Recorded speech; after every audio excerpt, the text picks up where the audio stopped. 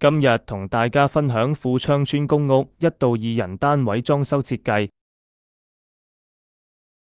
裝修連家私訂晒160尺，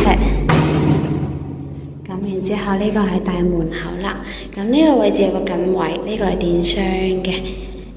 然之後呢度一辣個都係做儲物櫃，咁中間呢個擺電視啦，書台，咁呢個 area 呢諗住擺分體嘅冷氣嘅，咁到時候呢度擺一部冷氣啦。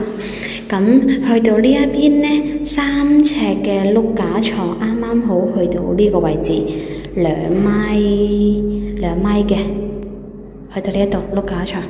咁然之後呢度側板呢做到頂嘅，唔想入到門口就見到張床啦，所以呢塊板係封到頂。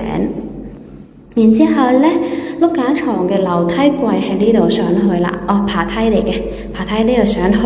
咁呢個側板呢，將個窗嘅位置勾出嚟，咁嗰個側板應該係卡住呢個位置啦。咁留意翻。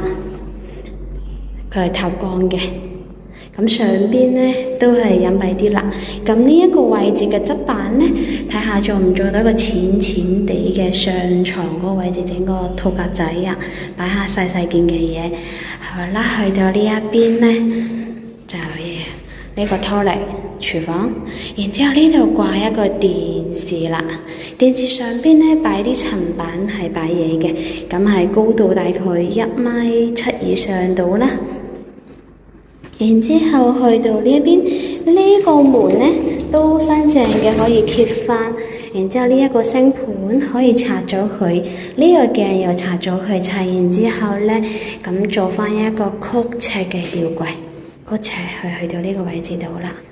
咁做完之後個深度都係深少少啦。